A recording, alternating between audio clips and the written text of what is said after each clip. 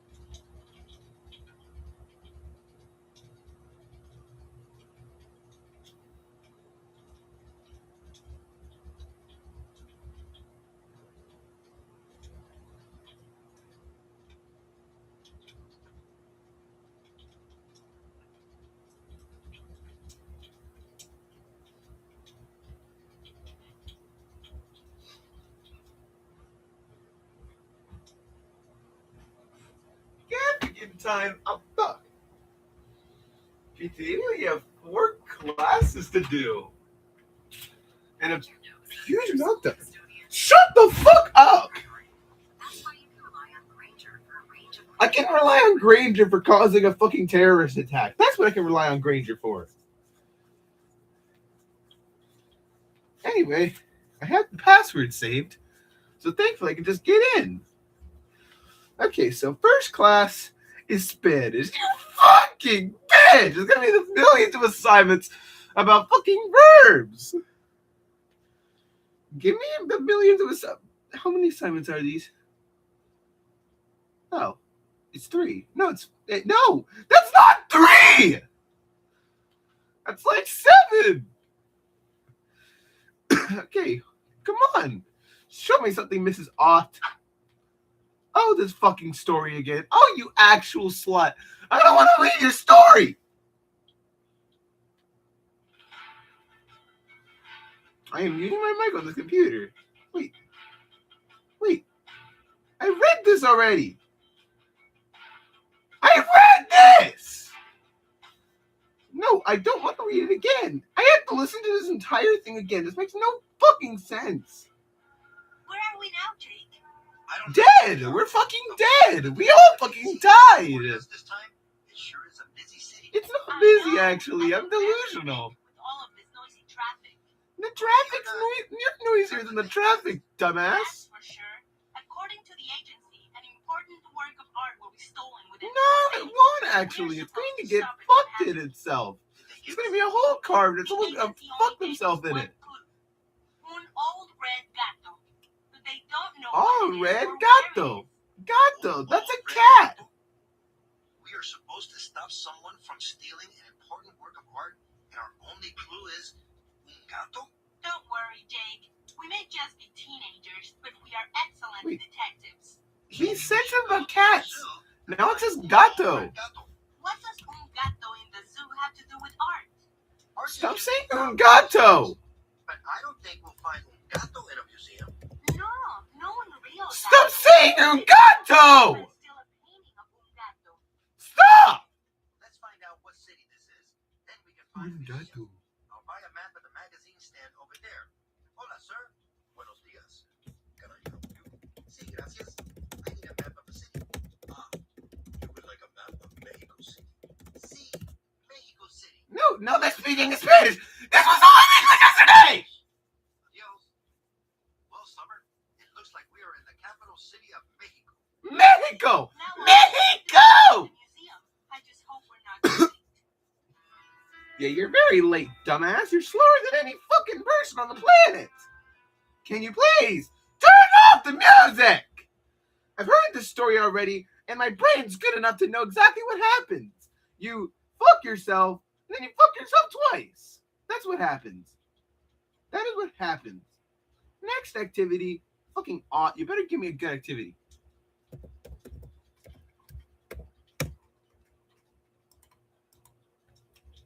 Okay, please don't tell me that when I press this button, I'm going to see the same fucking story again.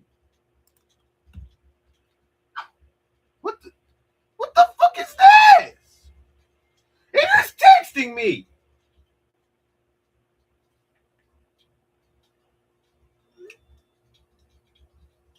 Okay, how do I do this? Acceptor. Acceptor. Aceptar.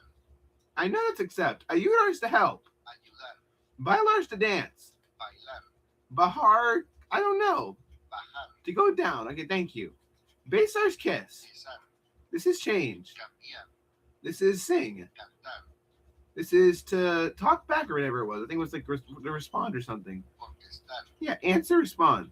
Cuidar, no idea. Cuidar. To guard, okay. Dehar Dejar. is to leave. Okay, good. Descansar is to sleep. Descansar. Or to rest, whatever. Entrar is to enter. Entrar. Esperar is to wait. Esperar. Estudiar is to study. Estudiar. Gunner is to fuck itself. Ganar. To win, okay. Invitar is to invite. Limpiar is to limp. Limpiar. To clean, actually.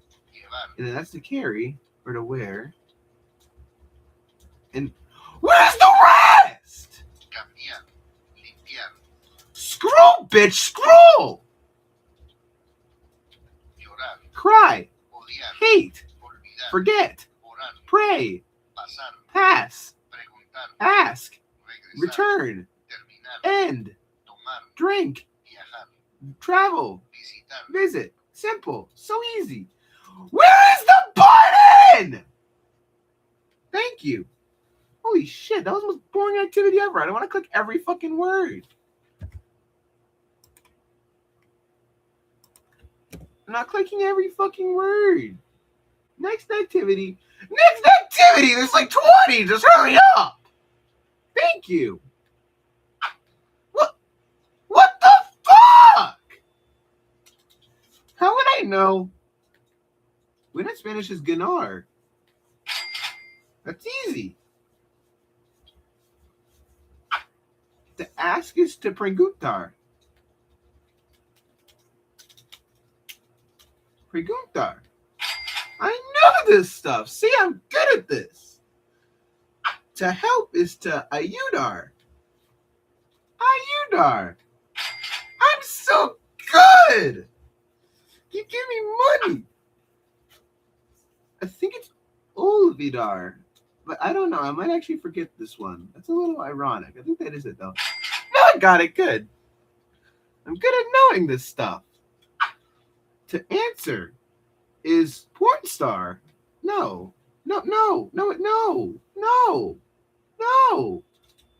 Contestar. See, I'm good at this. How many fucking ones do you want me to do now? How many do you want me to do? Can I set the word value to something else? How many do you want? Okay, well, this one's easy. You just give me every single letter except for the R. Bailar. Kiss is to besar. I don't know if I'm going to get it right the first time, though, because I'm not a spell for shit. Okay, I got it. Okay, you better please hurry up. Invite. Invitar. Invitar. There. See, I'm doing so good at this. And now I don't fucking know. No, I seriously actually don't know. Wait, I'm thinking. Oh, it's Cambier, I think. I don't know, though. It might be Cambier. Camlar. There. I was right. Okay, come on. Entrinar. This might not be right. Is this right? No, that's not right. It's entrar, actually. Oh, still close. So it's okay. I got them all right. That's how I am. Duh! 38. What am I going to do with this fictional fucking currency on school? What is this currency? Okay. Each week you have the opportunity to explore different grammar patterns. Each pattern focuses on one or two specific grammatical concepts. By becoming familiar with these topics, you'll be able to further in your aid your ability to produce the language. There will be activities during the week that will help you practice these concepts. During the first few weeks, we'll be reviewing a few new topics from Spanish 1. After that, I have not been doing Spanish 1 since I was younger. Submit. Finish. Okay. What? Can you go away? Regular present tense forms. Pattern in Spanish. There are three categories of verbs defined by the last two letters, and there is a notification. Cody Ballinger. I don't know who that is. Okay, the present tense in Spanish is usually used to talk about an action that's happening now, but it can also mean three slightly different things.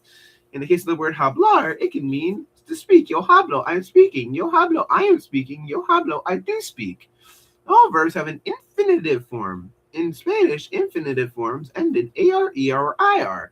Hablar is an infinitive, which means to talk, to speak. Regular verbs, I'm not reading that. AR verb conjugation. In order to conjugate a verb, you must remove the ending. In the case of the regular AR verb hablar, the verb stem is hable.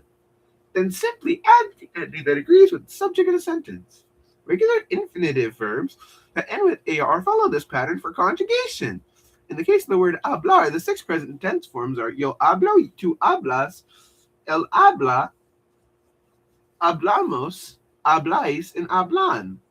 These forms are equivalent to the English forms I speak, you speak, he speaks, we speak, you guys speak, and they speak. Note that the verb changes to match the subject of every sentence, or of the sentence, whatever. ER verb. Regular ER verbs, such as comer, follow a very similar pattern to AR verbs. You must first remove the ending in this case, ER, from the verb stem. In the case of the regular ER verb comer, the verb stem is com. Then simply add the ending that agrees with the subject of the sentence. Regular infinitive verbs that end with ER follow this pattern for conjugation. Yo, tú, él, ella, usted, nosotros, no vosotros, and elo, unas, elas, whatever the fuck it is. And then you got the IR verbs, which is O-S-E, emos, east, N. And that's that. So I'm going to skip this entire thing because I was already taught this bullshit and I don't want to learn it again! Oh no, it's fucking game time. What the fuck? I speak hablar into Spanish. Oh wait, if it's an hablar, if it's an I speak, then it's hablo. Exactly. See, that's a yo form. And then if it's like you speak, you have she eats. It's either come or comen, but I think it's come. Exactly. Comen is they. They live, so that's viven, because that's they. There. How many fucking questions do you have? What the fuck? Two cantas, probably. I knew it. See, I'm good at Spanish. Yo, oh wait, yo camiso. Yo camino. Okay, I was close. I was very close. But you're a bitch! So you're done now! Whatever, dude. We open a brier. So it's we open. I think a we is a nosotros. I knew it. Abrimos. She writes. That's a escriben. Escriben. No, that's going to be an escribes, right? No, that's a 2. Escribe. I knew it. As enscriben would be the they form. $26. What do I spend it on? I'm done getting all this money and not be able to spend it on shit, Ott, you fucking idiot. Not the fucking book again! I'm not reading this again! No, you're going all Spanish mode! You're going all Spanish mode!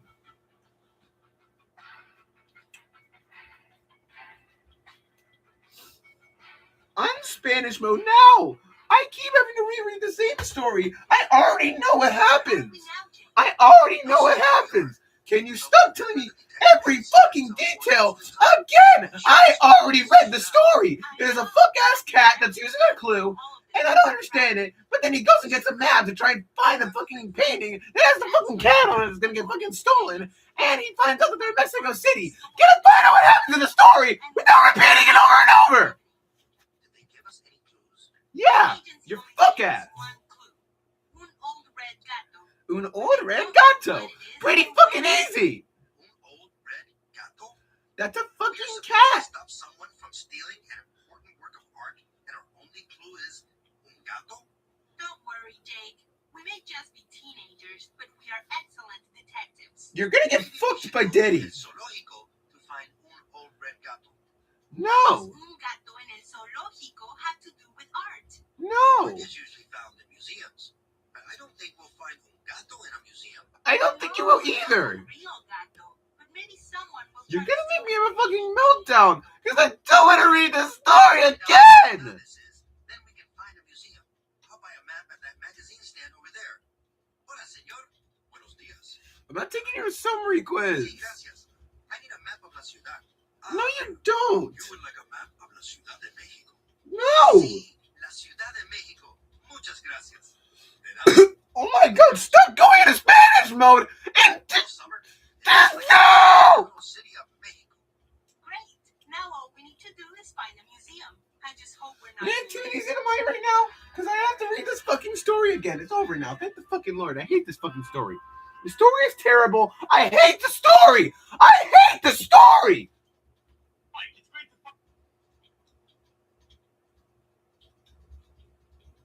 She has another TikTok story.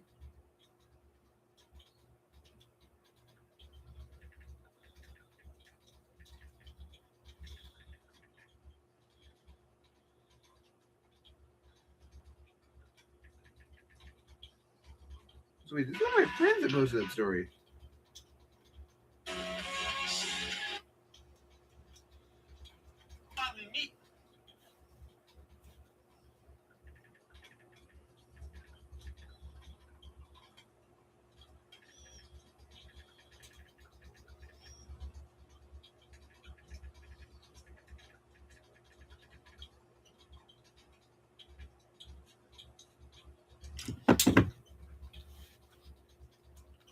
So we're all like connecting.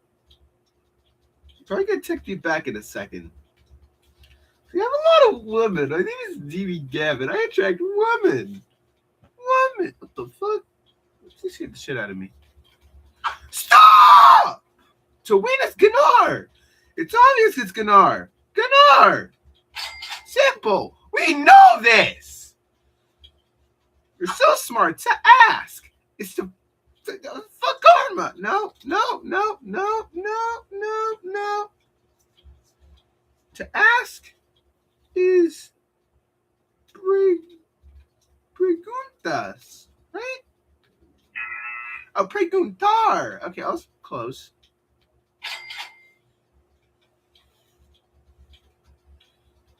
To help is to. What the fuck is it?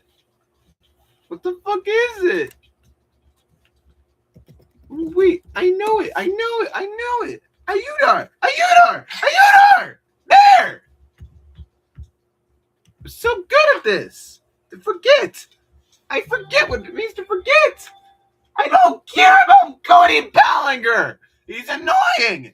He's actually annoying. I don't like him at all. He's annoying. Isn't like Ovida?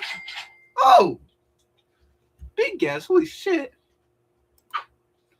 To answer is to fuck me. I don't know. Wait, maybe I do know. Is that like the contest? Contestar? Yes, there. Okay, good.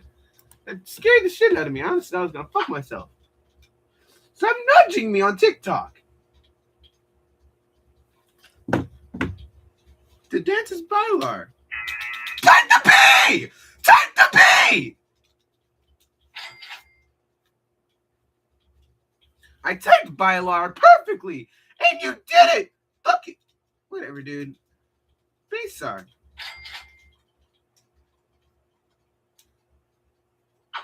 Invitar.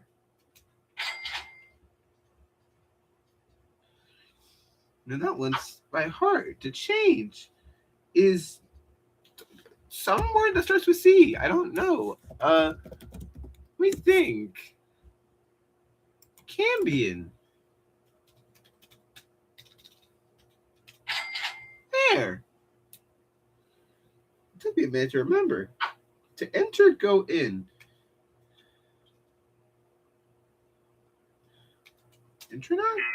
Intro. I keep forgetting your bitch ass stuff! Just, you fucking hoe! Why is there more? Isn't this from Kantar? I know this stuff. See, I'm good at this stuff. Cantar. Cantar. Luevos. Lurar. Whatever, dude. I think I just said the fucking wet. I think I just said rain.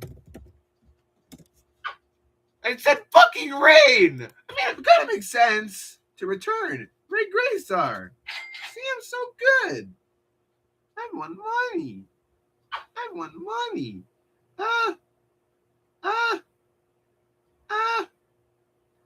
What was this word? What was this word? VR! Yes! Why is there more? Why is there more? And what is clean? What is clean in Spanish? Oh, limpiar. That's right. That's right. I just remembered it now. It was not, yeah, limpiar.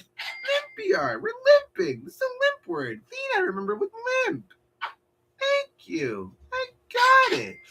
52 monies that I can't spend for shit. What shop is there?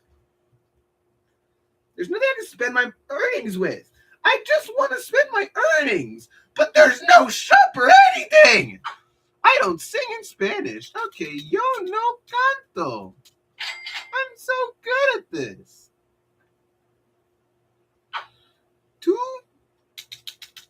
I'm trying to think about what buy means. What is to buy? Buy. What is it? I know it starts with a P. Or no? Compras? Yes, there. Okay, good. Tu compras. Ellos bailan. Okay, good for you.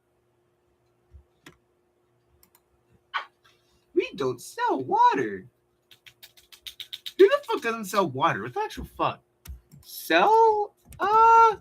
Isn't it vender? I think it is. Even though you didn't teach me this. Vendimos.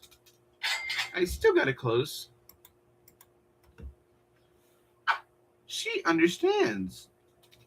Yeah, comprenda. Comprende. Whatever, dude. Whatever! You don't live in Mexico. Do no vives. Yes, there. Nosotros no open. What the fuck is open in Spanish? I'm thinking. Oh, it's a long word. It's a long word, isn't it? Abiertamos? Abrimos.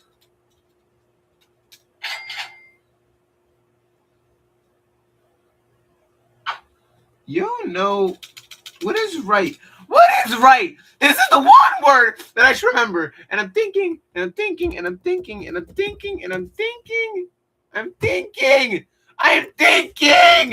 No, I'm thinking. It's not escrib. Wait. Escribo. Exactly. Keep remembering. It sounds like describe. There. Thank you. I actually did it. $24. I won $24. Is this the last assignment, or is there like 20 more? I swear, I've done enough. I actually did it! I did it! I did it! I seriously did it! And one I took 27 seconds. I don't know how. But I did it! I did all my assignments for today! And I also did one for tomorrow for some reason. But besides that, we did it! Now I have to do Peloni. What? Direct instruction? 28 minutes! Bold boy! Welcome back. Let's take a look at our warm-up. Wait, no. This is 5 minutes! They want to make me go for a run. I don't want to go for a There's run. others down there. But why What's are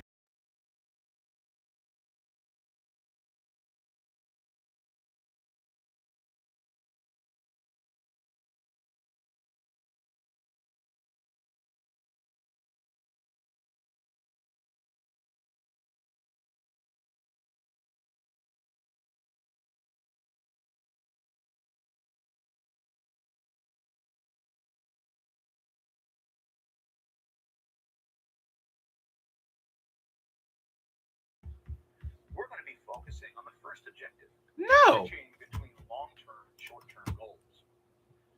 The first thing that we need to do is think about what a goal is. A goal No. is really kind of an objective that you're working towards. Okay, yeah, no shit. That's obviously what a fucking goal is. An objective to work towards. It's pretty fucking self-explanatory what a goal is, you dumb bald ass. This guy is bald! Why don't you have hair? So, as an example, a goal could be getting a part-time job.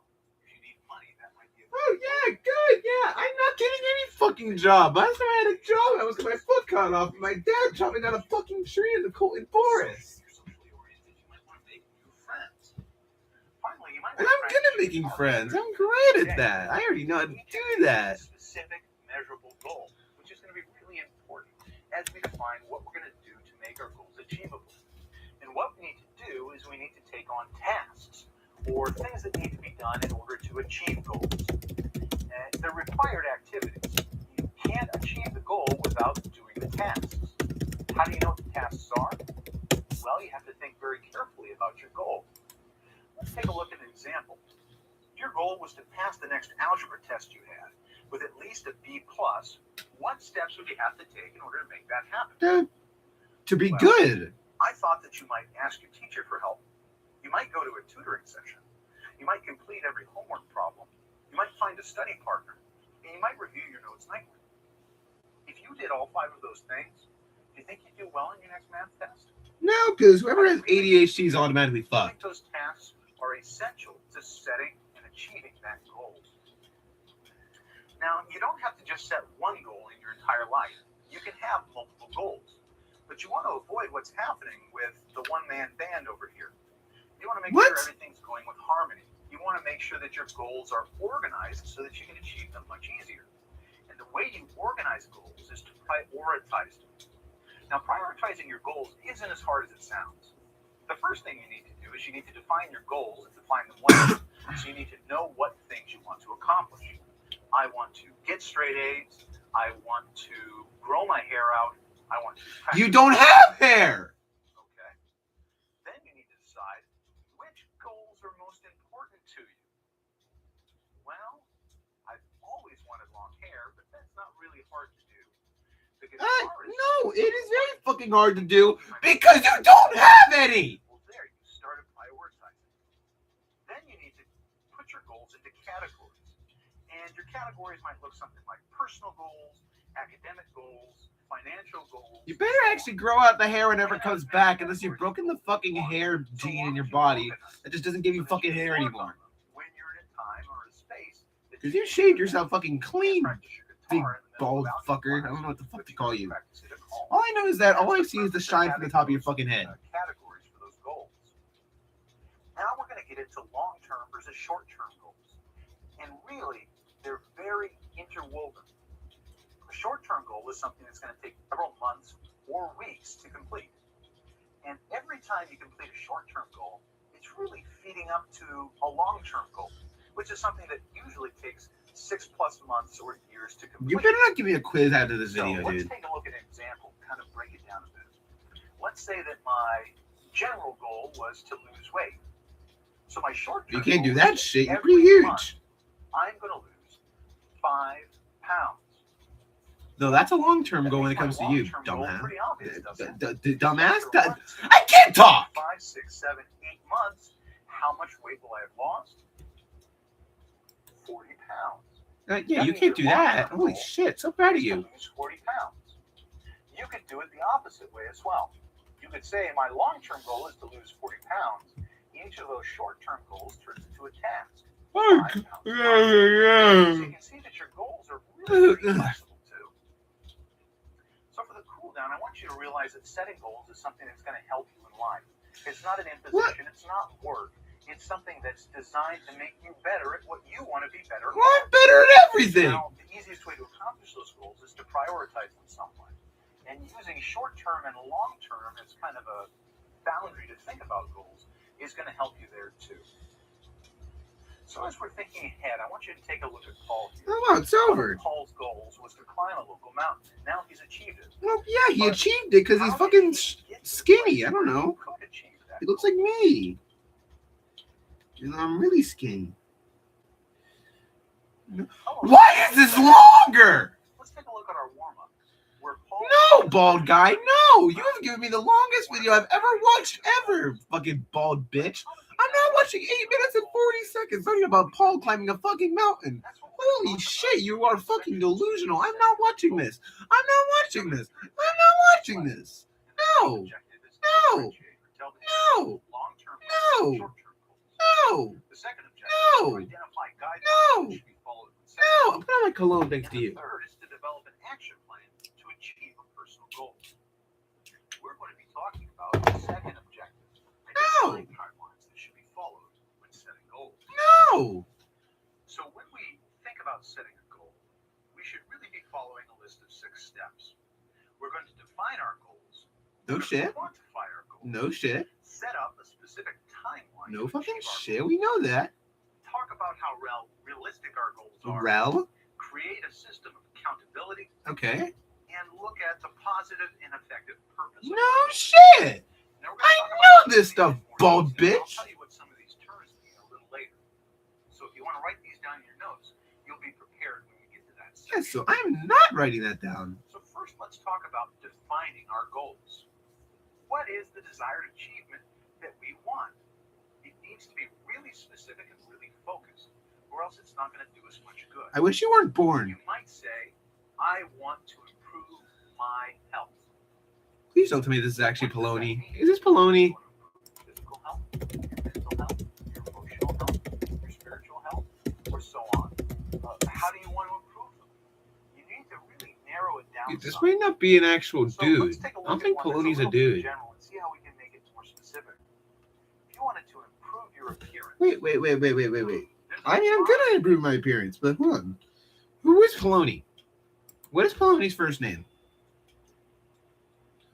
Also, there is a project on the 28th. What the fuck? Why is there a physical education project? Okay, let me see this here. We have Corey. We have Corey, obviously. Your name is fucking. Where are you? Teacher's Jessica Ott. And then Jeff Johns. Where is the fucking. Where is Poloni? Where's Poloni? Poloni.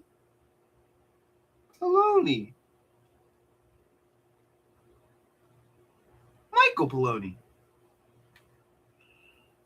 Okay, Michael. Doing your work right now. See how we can make it more specific. If you wanted to improve your appearance, there's a lot of things there. There's a lot of baggage there. We need to really unpack that.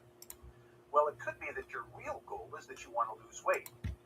It could be that another of your goals is that you want to improve your physical fitness. Here, this is this guy. I Now, found a picture of losing him. weight is something that And if he you look looks at it unlike this you dude. know whether you've achieved that. Improving physical fitness, again, might be a little too general still. We might need to break that down into He looks like a good mentor, intermediate though. goals or sub-goals. Like, I want to improve my ability to play basketball, or I want to increase my speed. Once we define what our goals are, we have to quantify our goals. And that means that we need to figure out how we're going to measure those goals. If you can't measure your goal, how do you know? Yeah, for any reminder, I'm not paying a little bit of attention to this video, and if you ask me a fucking question, Pelody, I'm actually gonna kill myself. Please, don't ask me any questions. Would be the same. It doesn't depend on anyone's opinion. It's a fact of the matter. Yeah, it's a fact of the matter. Yeah, we know. 220 pounds. That's an objective measure. That's going to be the same no matter what what scale I'm stepping on. No shit. How many more fucking classes do I have after this? Then there's objective acknowledgement. English and fucking personal fucking finance. Why? Checking in on yourself over the course of a while. No. If I wanted to, This is the weirdest class ever. do the objective Why? Why is it called phys ed like a fucking gym class? But apparently, it's just the what? Ugh. That's another way that's going to help me think about what I'm doing as I'm doing it. So instead of a milestone objective measure, I can do an objective acknowledgement. No. It'll be a little more incremental. Finally, the last way to measure your goal is a subjective rating, which is really your opinions, your emotions, and your feelings about how you're doing on your goal. So if you're looking to improve your jump shot in basketball, you would I'm gonna improve my jump shot on you. I'm gonna jump over you, and you're gonna get fucked. do what I wanted to do. Did I set out to accomplish it? No, I really didn't. The most important thing about quantifying your Especially, here's my goal: to shut you the fuck up, and you don't do that. So there's that. Now, you set up your goals, One. and you know how you're going to measure them.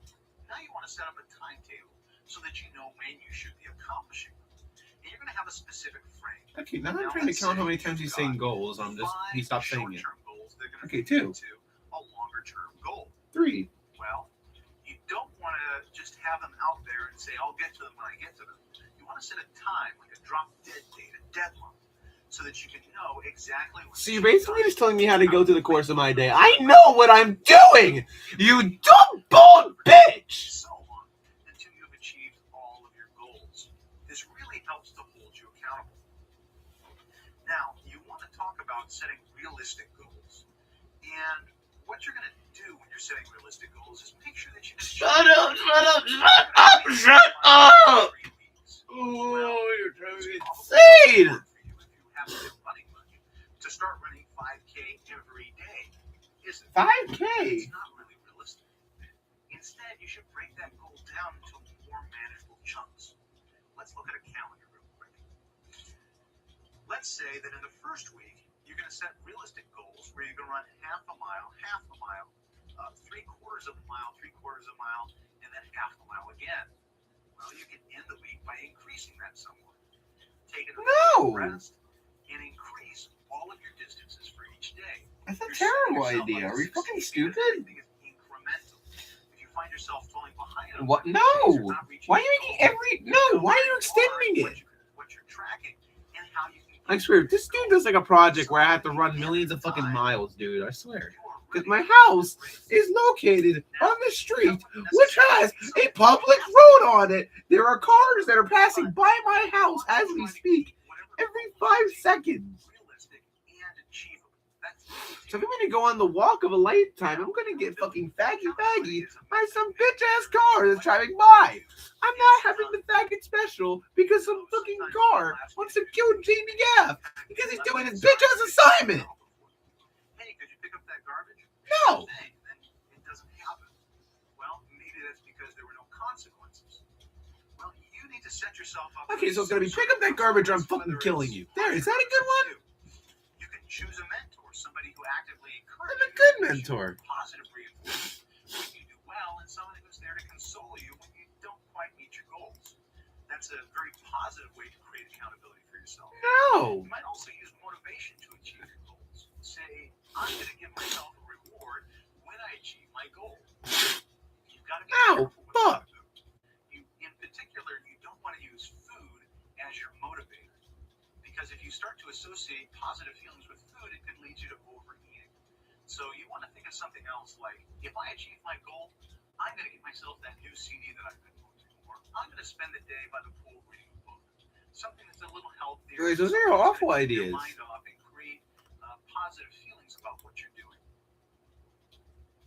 Now, positive and effective purpose is kind of the overall philosophy of what you're trying to do.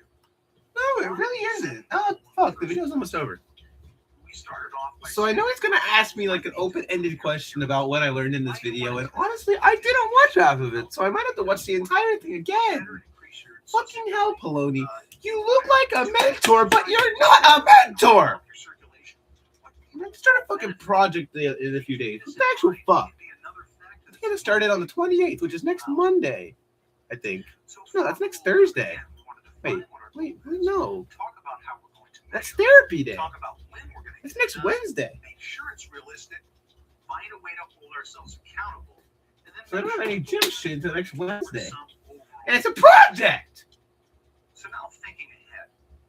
Molly has started in on her goals. She's got them all done. Tell Molly to fuck herself. Make sure she can achieve them. What's the next step for her in order to achieve her goals? To die. That's the next fucking step. She needs to die. Oh, thank God. Why is that a 10-minute video? Let's take a look at our warm-up, where Molly is starting to write down all of her... No, Molly needs to die. Please.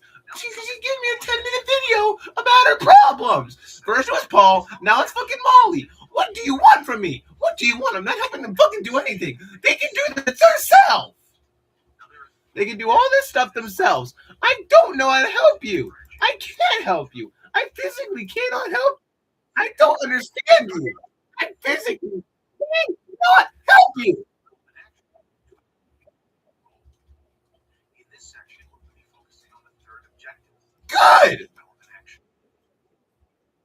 Now, there's a list of steps which are going to help achieve personal goals. What's my own stream? Now, when we say steps, they're tasks, those things that we said. Now, the purpose of setting up an action plan 42 is minutes to in. map out the plans that we have and then identify how we're going to achieve those goals. It's really a tool to help us achieve those goals. Now, when we start writing our action plan, what we have to do is clarify our goals. Beginning by identifying exactly what we want to accomplish. We need to visualize the outcome. Think about how we're going to measure it. And then think about what's going to You get a kicker, you get a kicker, everybody gets a kicker. What are the constraints that are upon us? I don't want a kicker. Then, in order to overcome those obstacles, then we're going to write down our list of actions or tasks that we're going to need to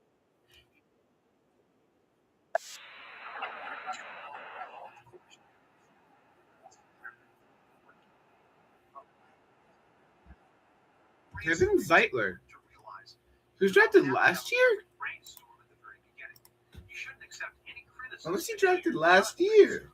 And then you should look at your ideas and say, I'm not looking at any ideas, you fucking idiot. I'm not doing that. yeah, this one's kind of iffy. Stop it. You want to think about what's necessary to achieve your goals. Okay, good for you, I guess. I don't fucking care. Am I still in half these fucking classrooms? You're going to be analyzing and prioritizing those steps that you take. No, I'm really not. I've been taking out half of them. Essential action items, the ones that are I'm not in I must do English. this in order to achieve my goal. I'm not in. Oh my God. I'm not in English. I'm not in history. It would be nice if I could do this. I'm in Not doing integrated. this or skipping this one isn't going to I'm affect not your in long-term geometry. goal. And if it's really Holy not gonna shit. affect Thank your the long-term Lord, goal, man, I have these The classes. question you should be asking yourself is, why do I have this on my action plan? This is good. I'm sure my grade book is fucked too. Yep, very much is. Start juggling too many Oh, items, Lord. especially non-essential items. It could hurt your chances of achieving that goal. Now you want to organize yourself. You want to rearrange the action items into a sequence that has ordered steps so that you can put them on a timeline and know when you should be achieving these things. And when you're actually doing your action plan, what that means is that you're starting on the path to achieving your goals. Now, the best laid plans don't always work out. You might have prepped, you might have prepared, you might have done all the research, and then you start trying to achieve your goal. Did I close the app? Maybe a little harder than you thought, or maybe you don't have all Okay, I don't care about how hard your dick is. Can we please just move on? And review your plan and adjust it as necessary. If things don't work afraid to scrap what you've got and start with what you know. No. So let's take a look at what we would actually do. I'm going to the bathroom. Everyone just listen to this fucking... There's no one watching the live for fucking years. We'll just go listen to this dude yap for 5 minutes while I go to the bathroom. Because, of course, anything you do is during the day. For this one in particular, action item number 1, to run 3 miles 4 times a week. Well, we're really going to be doing it over the course of 4 days. So we can take and break our weeks up into 4 different instances in which we're running. Now let's look at our first week. Our goal is to run 3 miles each day. Okay, so the first day I ran 3 miles. Worked out great for me. Oh man, but the second day that I was supposed to run, I skipped. Not so good. So now, the next day, I'm able to run less. I couldn't quite get to where I needed to be because I got tired because I skipped a day. Well, now we can plan ahead for next week. Next week, we're probably going to start a little smaller. And now we're a little more motivated to get out there. And we're going to keep going because of the success that we've enjoyed. We've given ourselves reasons to be successful. And now we're going to achieve great things. And you can continue that on into week 3. After 3 weeks of running 4 times a week, you're probably going to see pretty great gains. So now, this is an instance of how you can log what your action plan would be. Your action plan in this instance is really very simple. You want to run 3 miles 4 times a week, but you kind of had to change your plan on the fly. That's okay. That's how people work. Now, for the second one, squat 30 more pounds a week. A squat is a very particular kind of exercise where you put a lot of weight up here, and then you squat down and then back up. And it's kind of a strength in your legs and in your core. And I only lift 2 times a week, so I'll take my weeks and I'll split them up. Now, on the first day, I'm going to add 5 more pounds. That wasn't bad. Next day, I want to add 10 pounds. And I kind of want to see how it's going to feel. Is this going to work out for me? So that's my plan. I go into the gym. This is great. Did really well there. Came here and it was a bit of a struggle. So keeping 10 pounds for the next week was a good idea. If it was 15, I couldn't meet my goals. So I did 10 pounds I this time. was gone Really for like 10 minutes and he's still talking. Again, I'm not ready to go up quite yet. 15 is the correct weight, and so on to 20. And Yeah, there's still 4 more minutes left in the fucking video, dude. adjust your plan as it changes. Now, improve You know your what? science grade. I'm gonna be back in a minute Something that because I'm throwing away my trash. There's not gonna be a And I'm not breakdown lazy enough to this way. keep my trash in my room, so give me a minute. Hope this guy shuts the fuck up by the time I'm back. Talk to the I teacher. can't deal with his ass. And you probably want to remain in constant communication with your teacher, especially if you're worried you're not going to get the grade that you want. Teacher can give you advice and tell you other things that will help you do well in that class. You might also want to join that study group that you've heard about.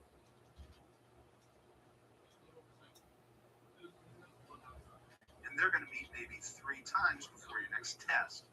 Ooh, the test. I think out here we should write down that we're going to review our notes before the test, and then we're going to do our homework nightly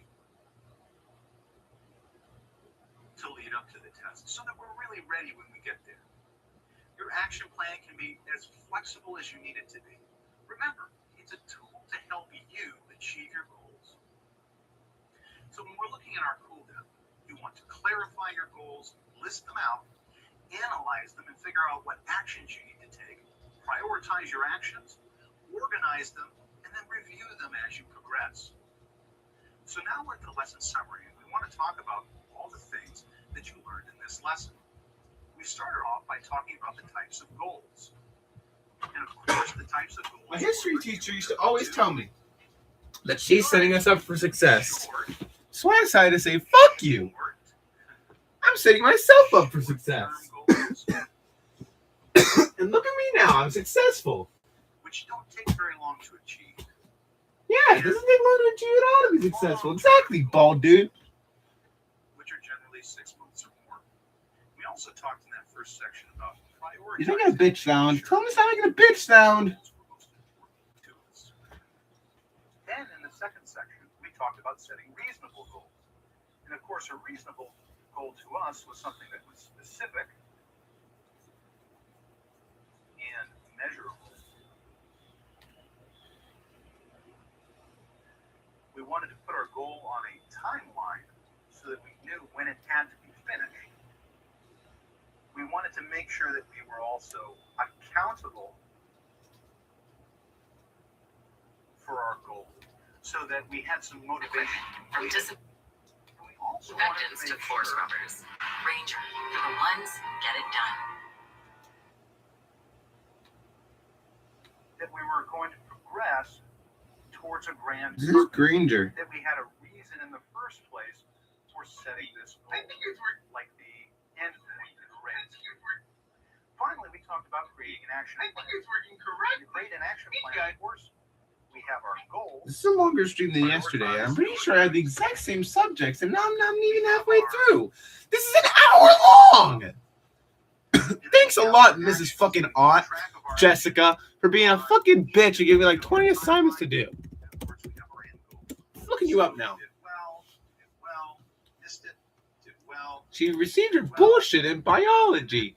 This is that hoe. Oh, no, that is not her. So I hope you've learned some important things about how to set goals, what goals are, and how you can Apparently, you're like a really good person.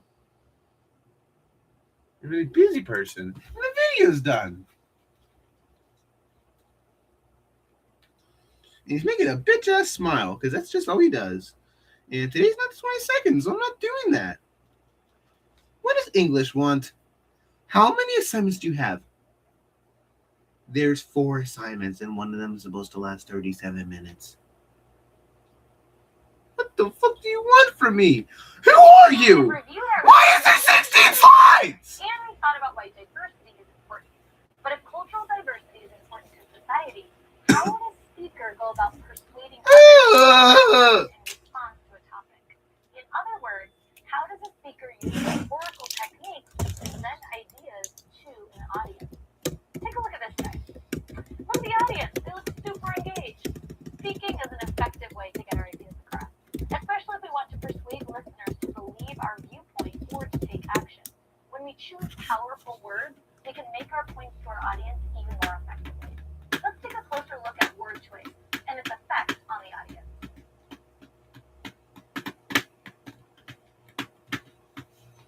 Okay, good.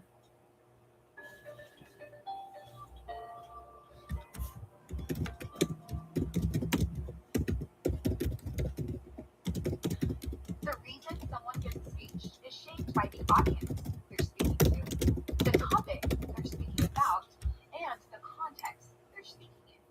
A speaker's purpose is the primary reason that they are writing a speech. It's the big thing they want to accomplish with their words. Basically, it's the why of the speech. There are 3 common purposes for speaking. The first is to inform. If the speaker's purpose is to inform, their goal is to give the audience information about a specific topic or to educate them about something.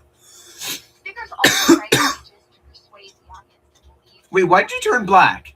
For instance, persuade the audience to take action on a certain issue. Finally, a speaker could simply be trying to entertain the audience, like a speech. Well, I know it's to persuade, to inform, and to entertain. We were learning this a while ago. But a speaker can achieve more than one of these purposes in one speech. For example, a speaker could have the primary purpose to persuade, but to support their position, they may also need to inform their audience about a topic. Now that we Good for covered you? the I don't know. let's talk about some of the advantages a speech has over other forms of writing. When giving a speech, a speaker can use several techniques to engage an audience on a personal level.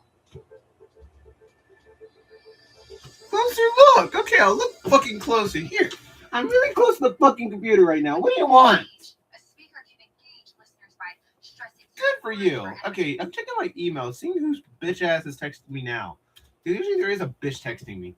And there's 10 new emails. I already got removed from this classroom. Oh no, I didn't actually. But just so you know, I'm not there, so I don't really care. No. Wait. So many people in this class. Thank you for breaking. Yaman Alawe, Makai Campbell, Jordan Creeley, Ryder Cummings, Bella D'Antonio, Nightier Davenport, Melina Edel, Dwayne Fisher, Aaron Glass, Brooklyn Harvey, Graydon Harvey, Kiara Kelso Walker, Lena Levinson, Hector Logrono Vallejo, Sophia Lutzev, Jaden Minot, Kellen Palmer, Aubrey Russell, and Lucy Vetter. Those are some bad people.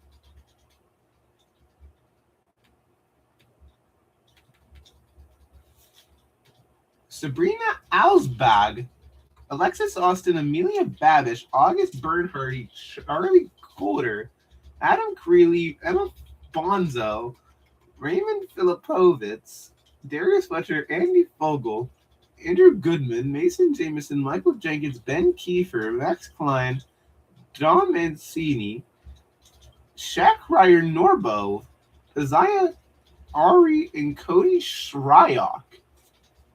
Okay. Makai Khadija. I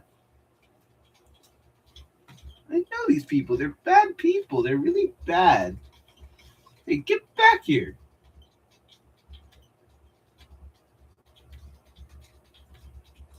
There's a lot of fuckers in this class. I'm going to see who they are. Cheyenne Banks Anaya, Ben Kiefer, Jaden Minot, Yahir Perez Chihuahua, Kimura Tokirova, and Gavin Wagoner. Oh. The people in this class: Jasmine Barks, Chloe Clausup, Mary Craw, Ben Doan, Dwayne Fisher, Danavi Wong Pang Nyan, and Sukant. Fuck the Sukant. I don't care about Seekants. They're fucking terrible. Let's read some people's names. There's a lot of hoes on here. A lot of you are hoes. A fucking lot of you. Holy shit. And then some of you just aren't here anymore. So, man.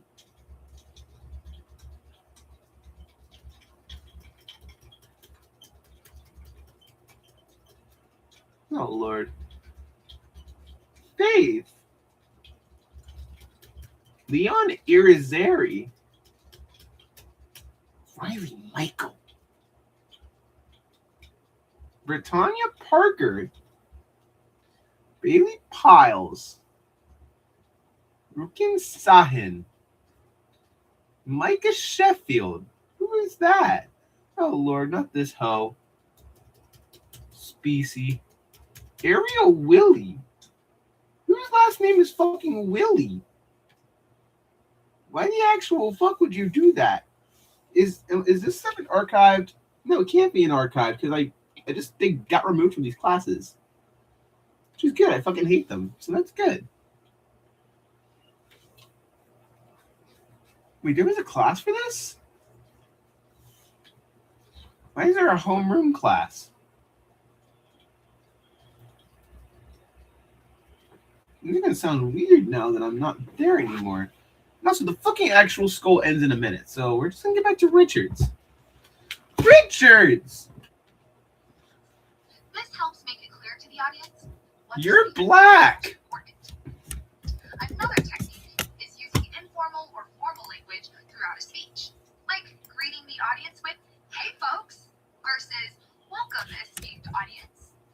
Another Welcome, way of esteemed speaking audience. is by creating tone or rhythm by using the sounds of their voice and pausing, raising or lowering their voice to maintain the audience's attention.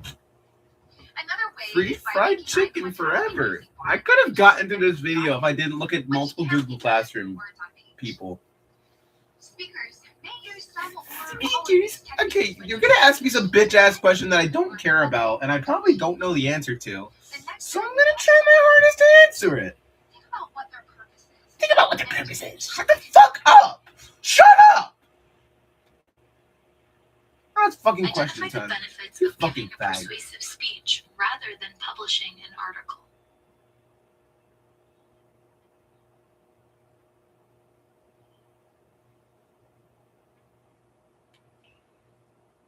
So if we're talking persuasive, oh yeah, publishing an article, you can make eye contact. You can also use specific words. And probably not that one. Which actions can be done only in a face-to-face Only interaction? face to face. Okay, so it can't be this. So face to face. Write this one too. Benefits Here. of giving a speech include You making gave eye me that good contact, hint. using body language, and creating intentional pauses. Yeah, that was easy. I knew that one. Now stop asking me fucking questions. Oh, now you're white. Difference between denotation and connotation. The connotation of a word is the positive, negative, or neutral feeling associated with that word. Connotation is the feeling of a word. It's the feeling of a word. Definition, the literal meaning of that word. Let's look at a few examples here. So here we have the denotation of a word, basement. So denotation of this word literally means the part of the building that is located below ground. Yeah. Then let's take a look at the connotation of the same word. So here, basement implies it's a place that's dark, damp, creepy. This is the feeling. Notice that a word's connotative meaning relates to the emotions associated with the word. The Yeah. connotative Can you give me meaning the fucking definition of a denotation now? with That's you gave me, and I connotation ignored it combined, because I don't know. words purposely But I know what a connotation is. It's the feeling of a word. and even persuade an audience to agree or not with his or her viewpoint. Words are Yeah, I could try and get someone's viewpoint to get let's fucked. give an example of how an author uses connotation effectively. In this I warn example, Latinas in this room. Latinas are making a lot of progress in the old boy network, whether born from experience or inherent physiological or cultural differences. A possibility I offer a lesser discount list from my colleague Judge Cedarbaum. Our gender and national origins may and will make a difference in our judging. So basically, they're just saying that women are bad. Her speech was about the struggles of moving toward more Latino and Latino presence in the judiciary. So here's an excerpt from the speech. Take a look. I warn Latinos in the room. Latinas are making a lot of progress in the old boy network. Whether born from experience or inherent physiological or cultural differences, a possibility I abhor less or discount less from my colleague Judge Cedarbaum, our gender and national origins may and will make a difference in our judging. Let's take a closer look at some of the words that she uses here. There's definitely a strong connotation she's using when she uses the phrase old boy network. She's creating a tone that suggests that women have been excluded in American society Yeah, that's what I was thinking. and in the judiciary, but are now making progress In the by Judah becoming more area. part of the network. Additionally, she chooses to use the word abhor. Abhor. Means hate or dislike, but it is much stronger than those words. This is a word that can create a stronger negative emotion in the listeners. Sotomayor's word choice creates a powerful tone that effectively highlights her frustration with the lack of equality. Now it's your turn. See if you can distinguish between words with negative connotation and words with neutral. Oh, that's probably not Guys, hard. You're brilliant. Thank you, bitch. I didn't even pay a single bit of attention to you. Anyway. Read the passage and determine the connotative meanings of the words listed. So identity is a neutral word. Forged is a negative word. And nurtured is a positive word because they're being nice. Forged means shaped through long, hard work. Oh, so that's a positive word, right? Identity has a neutral. Forged sounds bad. It sounds like Forged and raped. nurtured both have positive. Forged means rape. Forged is a similar definition to rape. And there's okay, dude. Forged sounds like someone's trying to like invade the living shit out of your privacy. Take another look at the Oh, you passage, bitch. then answer the question that follows.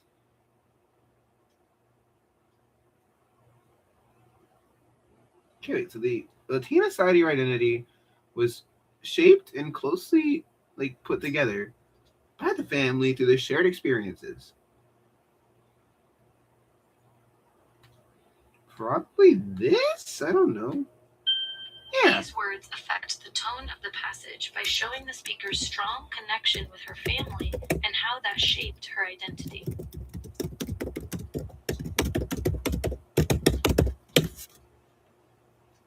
Okay. Oh no. Ah! In addition to word choice and tone, speakers may make other choices to convince their audience of their idea. Speakers can also use historical, cultural, or global perspectives Ow! to connect Fuck, my and arm. persuade their audience. That feels really fucking good. Holy shit. Historical perspective, comparing current events to events long ago to talk about what has and has not changed throughout history.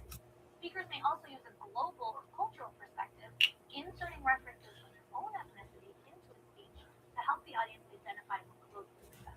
This technique may also help listeners understand speakers and be more likely to agree with the speaker's ideas. Here we have another excerpt from Sonia Sotomayor's speech, A Latina Judge's Voice. Let's take a look. For me, a very special part of my being Latina is the mucho platos de arroz, gandules, pepper, rice, beans, and pork that I have eaten on countless family holidays and special events. My Latina identity also includes, because of my particularly adventurous taste buds, morcilla, Oh. pig intestines, Oh. patitas de cerdo con garbanzo, Don't- pig feet with meat, Why are you speaking Spanish? This is an English class. pig tongue, and ears. Delicioso. Academic English. Why are we talking Spanish? So let's see. She uses the word Stop Spanish. Stop Spanish. Stop the Spanish. Menano's many days. Shut up. This is not Spanish class. Yeah, rice, beans, and pork. She may have wanted to reveal her own heritage because she's proud and to show something that is special. I would not be proud of talking about Spanish. This is also her cultural perspective that she's emphasizing to help her say, to persuade the audience that diversity is needed in the music business. Using Spanish can make the audience more aware of the unique perspective that she brings. She identifies with the people of her own cultural heritage and uses this to help her audience identify with her and to listen to her message. And let's face it, arroz is a way cooler word than rice. Now, let's further explore the use of these perspectives in a speech. I'm not writing a fucking speech, you slut. Read the passage, then answer the question that follows. Why does the speaker use cultural perspective?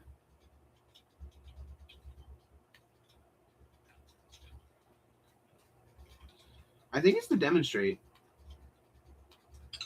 Think about how You're this a fag. passage may affect the audience. Do this? Because, wait, no. Loteria. Sotomayor connects Okay, with her so I really audience by don't sharing care. personal You're experience from annoying. her childhood Give me the next thought now! by her culture.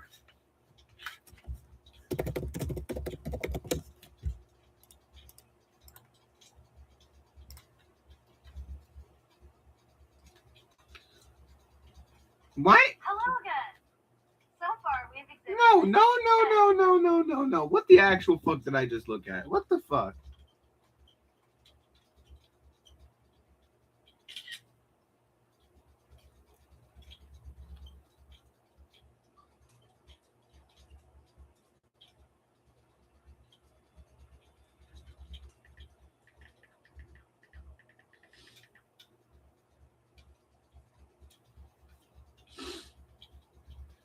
Why are you making the bitch face at me?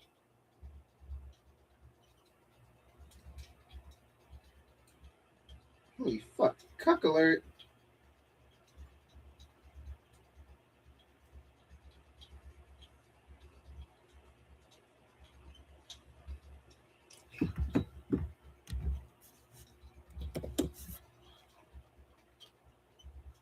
So far, we have examined many reasons why speakers choose certain words to craft their speeches.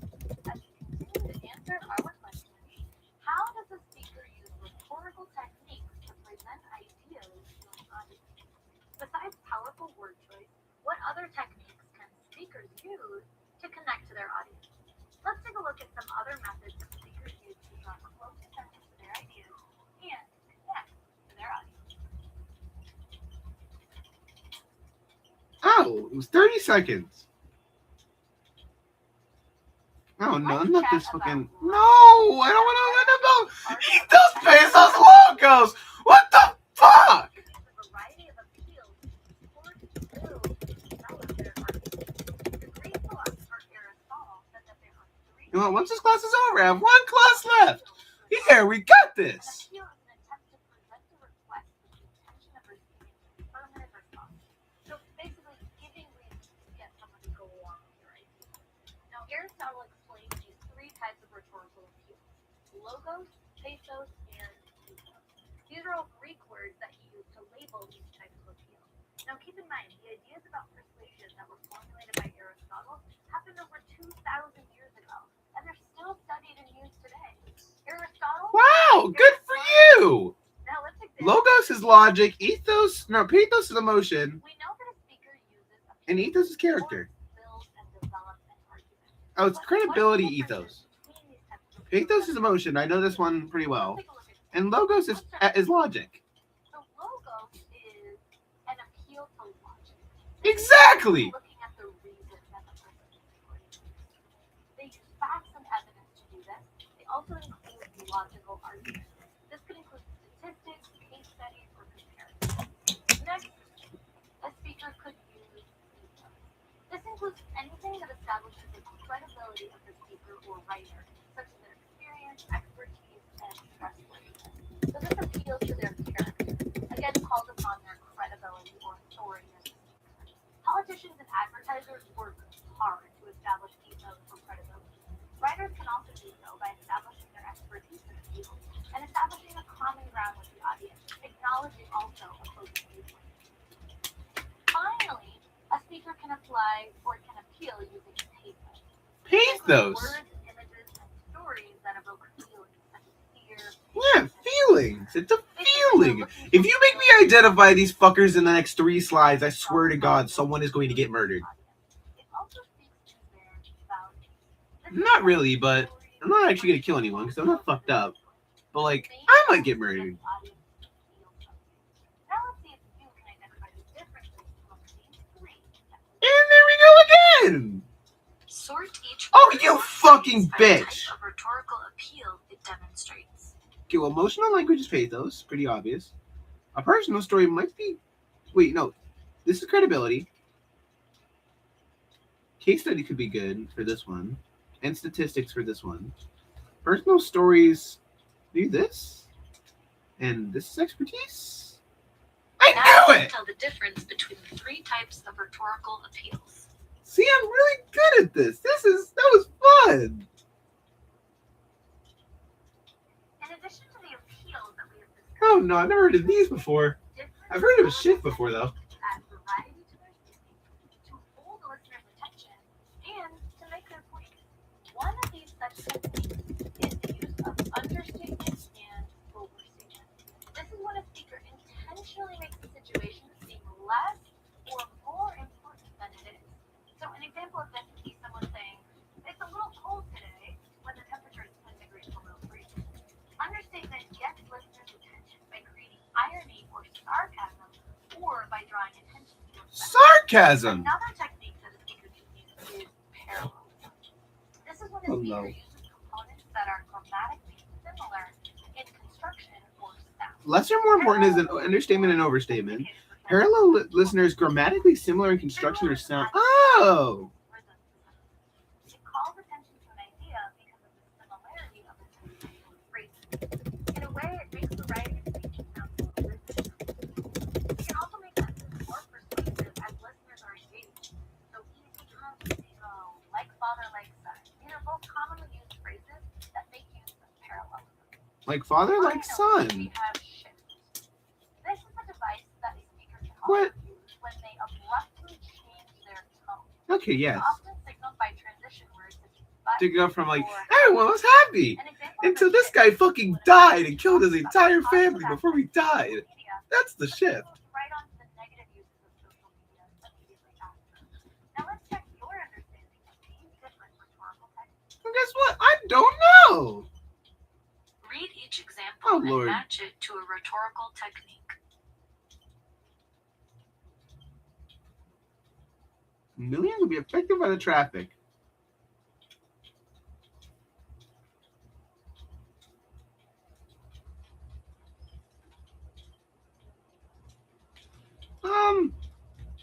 So I really don't know this. I'm gonna make a big lucky guess.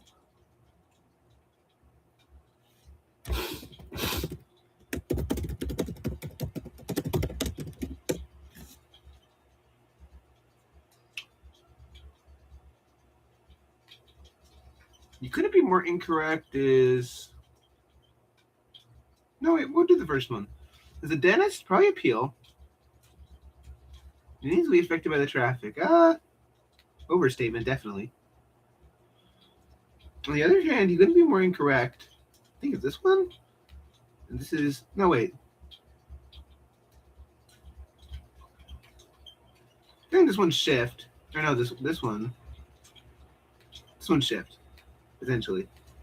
I got him! Let's go! A variety of rhetorical techniques. I knew I could make a good guess. And I did! I did! See, this is how good I am at everything. I made a great guess. I made a great guess. That's great. I knew I could make a good guess. I guessed. It was a guess. It was a guess. I did a good job of guess. You should die. I don't know. I don't know the answer to that one.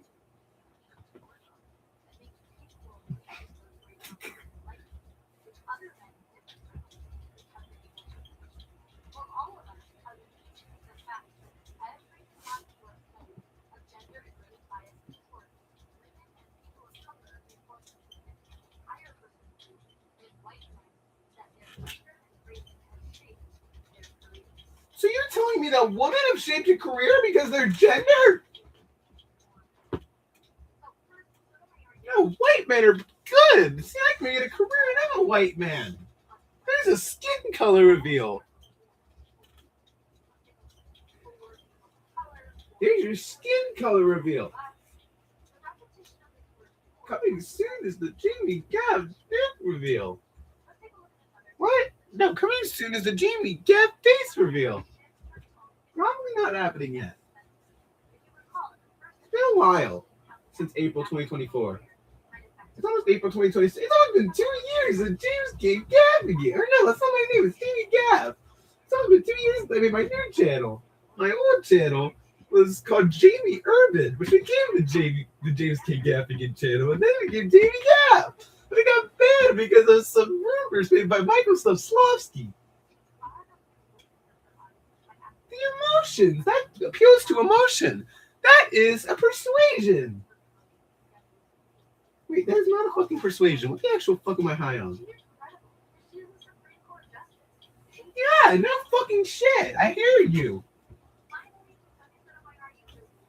Sonia Sotomayor.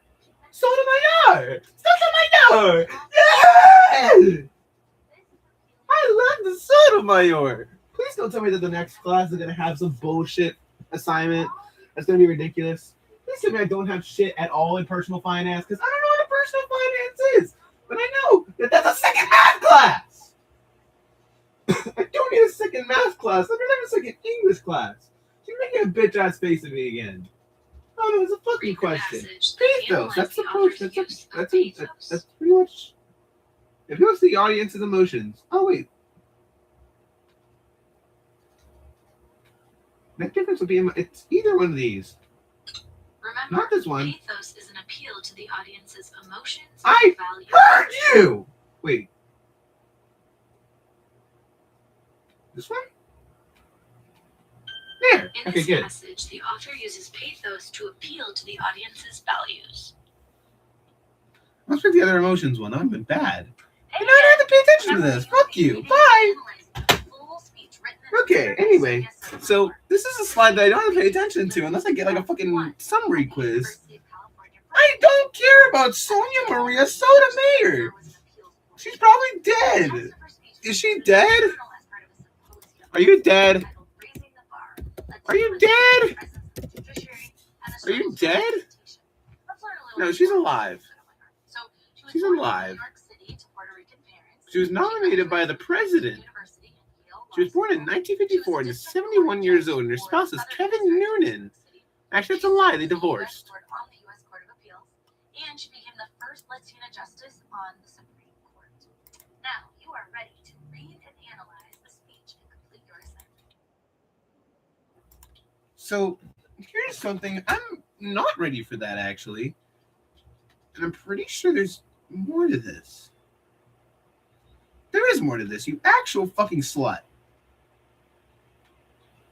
Now you will read Sonia Sotomayor's speech. A Latina judge's You're a voice fucking hoe. analyze her- I've seen this picture like 5 times. I don't want to see this woman anymore. Read the speech here. A Latina judge's voice. Highlight words and phrases that have connotative meanings. Use sticky notes to explain how the words and phrases appeal to the reader.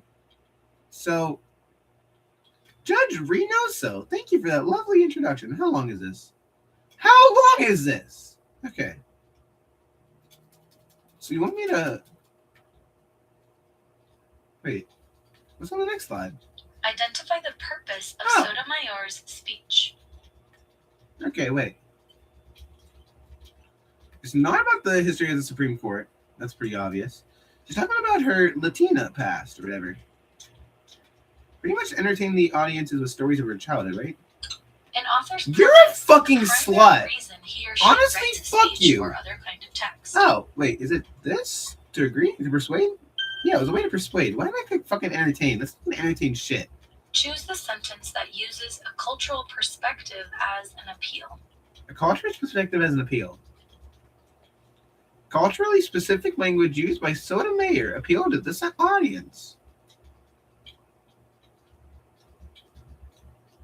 The importance of ethnicity as part of his identity. That's pretty obvious. Yeah, that was a good answer.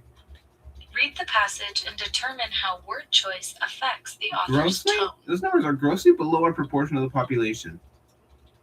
Probably outraged, because that does not seem happy at all. And that's not... No, that does not seem like a happy thing. Read the passage, then analyze the author's word choice. Strong connotations. Okay. A deeply confused image. Perpetual tension. I think that's it. Words with strong connotations appeal to our emotions, either negatively or positively. Well, I don't know this one. Blind way? There. I just missed an answer, but I got the other ones. Read the passage, then analyze the author's word choice. Deeply confused image of itself that is in perpetual tension. We are a nation that takes pride in our ethnic diversity. They have race and... I'm pretty sure... Wait, I don't know what a moral dilemma is. Well, I got it right anyway. It's a moral dilemma. I don't know what that is, though. Use the drop-down menus to identify and analyze Okay, well, the the type appeal of is a appeal that pathos. Sotomayor uses in The this appeal is a passage. pathos. Pretty obvious about that one. That's the... Yeah, values, because that's how pathos works. Remember, You're a ethos fucking is an appeal fag-off. to credibility, logos is an appeal to logic, and pathos is an appeal to emotion. Oh, wait, this is logos. This is logos, because there is logic. It's telling facts. This. There. It is a logo. I know logos. I'm good with logos. I got 100%, meaning that I'm doing good in English. But I know there's more to this, so I'm going to do the rest. Okay, why is there 6 pages? Why is there fucking 6 pages?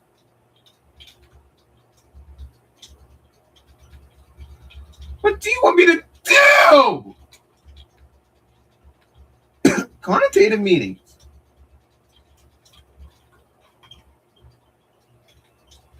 Well, there's kind. There's kind here.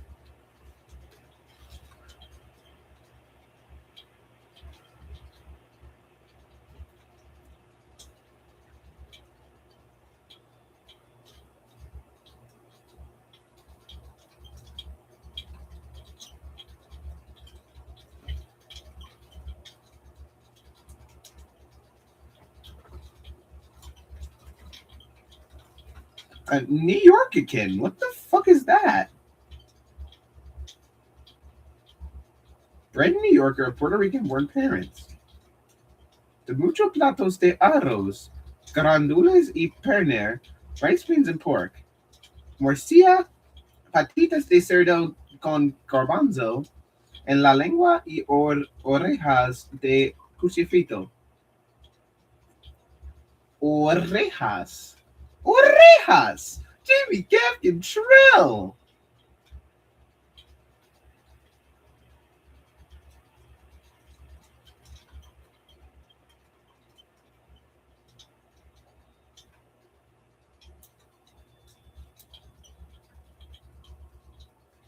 Fairly well. No, wait, that can't be a word.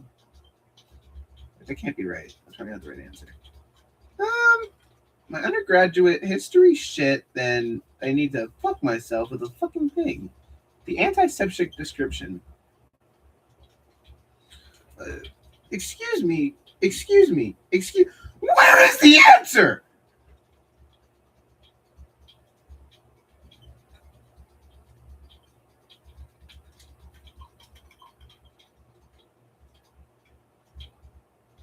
He simultaneously insists.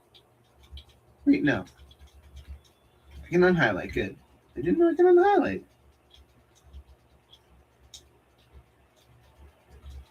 Wonderful and vibrant. There's one.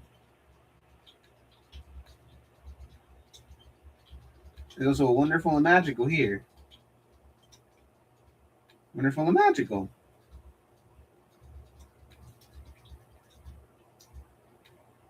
Can't press the arrow keys to switch the page.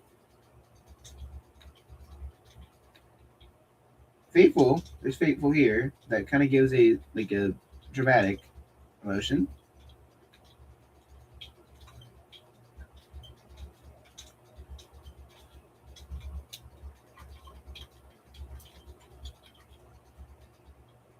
Quantum leap in the presentation of woman.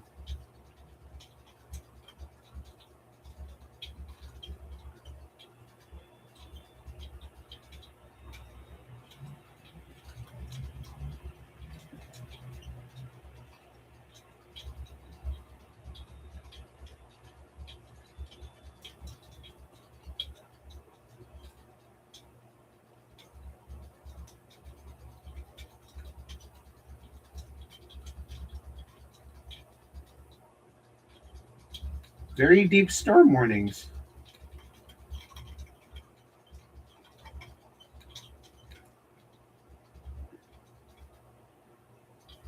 There's a question. Why is there a question? Based on her speech, how would Justice Sotomayor most likely characterize this representation?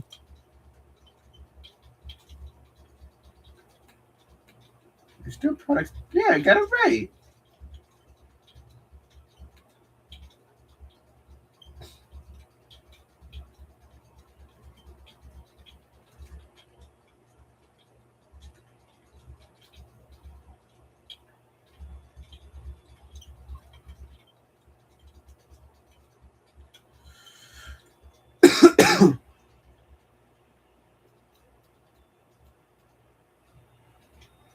I don't know the rest of this stuff, and I'm pretty sure I'm probably not doing this right.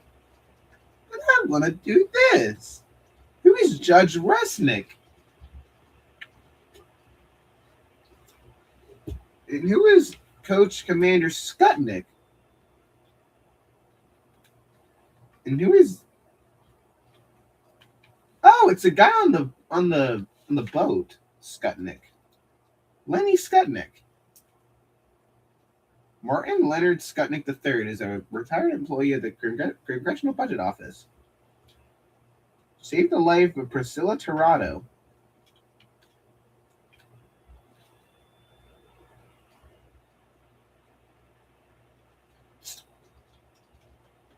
Thinking about Carlos Verez's daughter, Priscilla Verez. I wonder how she is now, even though her father's dead. Carlos Verez. Is there a giant big ass save button at the end? Because if there is, I swear. Maybe it's my Sotomayor refers to the saying, a wise old man and a wise old woman will reach the same conclusion in deciding cases. Why she agree? Bitch. Bitch. Bitch. Bitch. Thanks. Holy shit. Is there another question? What in the world are you doing? My word. Huh?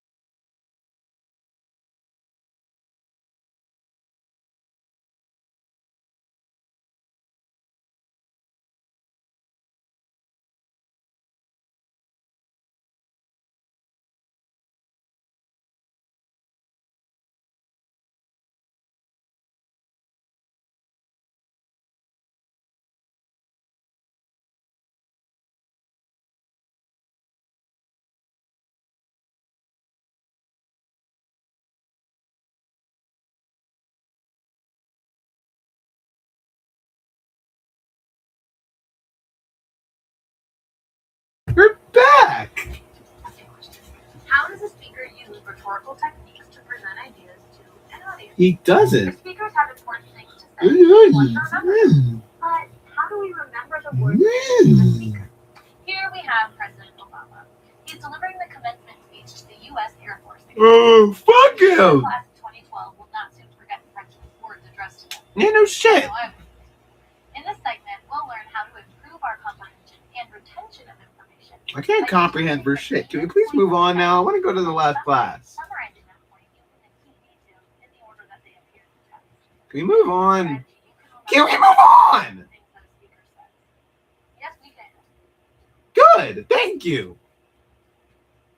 Let's talk about summaries. So a summary is an objective restatement of the central idea. I want to replay that. That was funny. In one's own words. Remember that to summarize means to state those central ideas in the text, but again, it's in your own words, so you're not just repeating. Wait, pause. Let me go back in that moment real quick. That was kind of funny. I was asking, can we move on? And it said, yes, we can.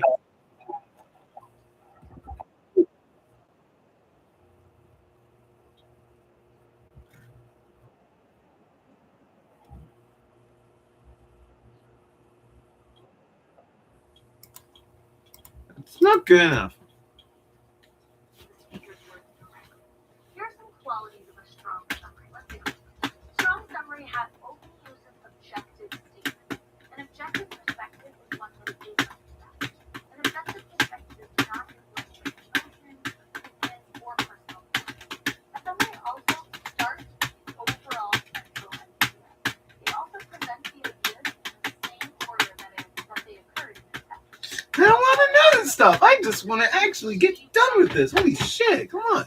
The important ideas are the ideas that readers need to know and understand. So these are the ones we want to include, those most important ideas. Now let's take a look at a passage from a speech and work on practicing summarizing for the central idea. So we'll apply what we just learned about summarizing as we continue to analyze Sonia Sotomayor's A Latina Judge's Voice. Let's look at this excerpt. In this time of great debate, we must remember that it is not political struggles that create a Latino or Latina identity. I became a Latina by the way I love. Well, you're white. My family showed me by their example how wonderful and vibrant life is, and how wonderful and magical it is to have a Latino soul. They taught me to love being a Puerto Riqueña and to love America and value its lessons that great things can be achieved if one works hard for it. But achieving success here is no easy accomplishment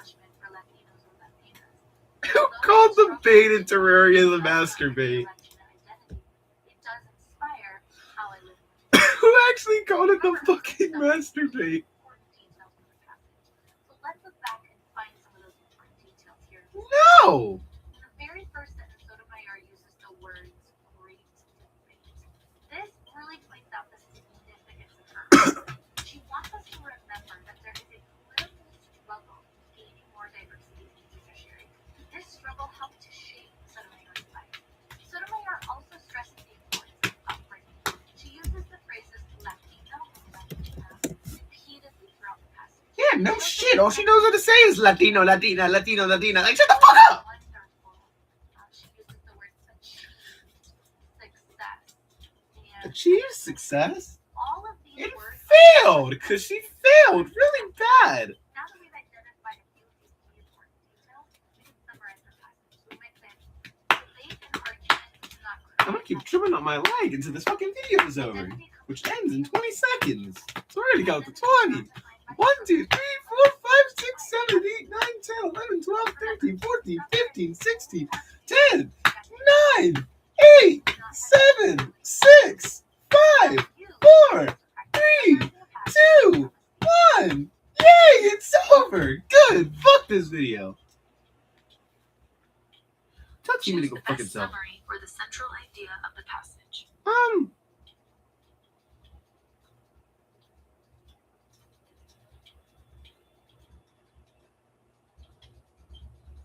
Probably this one. Remember, You're the fucked. central idea is the most important idea. All of these ideas are in the passage. Which is the central idea, and which are just Oh, including the importance of family. The central idea of this passage is that identity comes You're from many a aspects, dick! including political struggles that can I got that inspire right. how Fuck people you. live I their got that lives. right. Fuck you. I got that right. Use what you've learned about summarizing to restate the central idea of Sonia Sotomayor's speech. There's a fucking paragraph now. Great the fuck.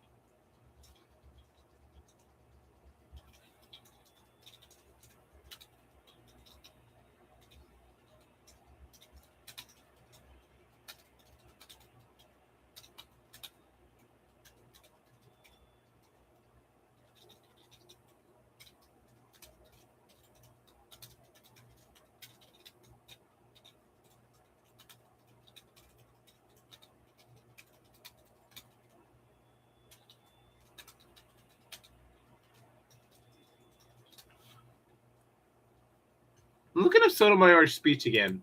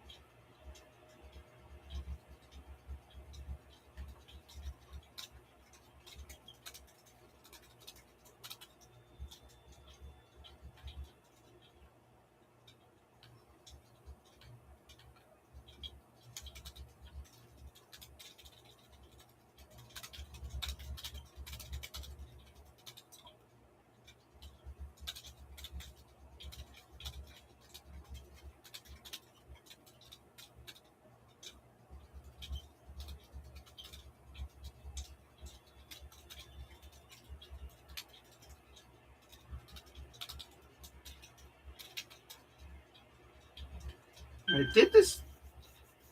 Yeah, sure. I heard the correct sound, so that's definitely right. And what did you include in your summary? Check all that apply. The central idea in my own words. An effective summary restates the central idea and includes key details that support and develop the central idea. Okay, let's just move on now. Thank you. And now we have to do the summary quiz. I don't want to do the summary quiz.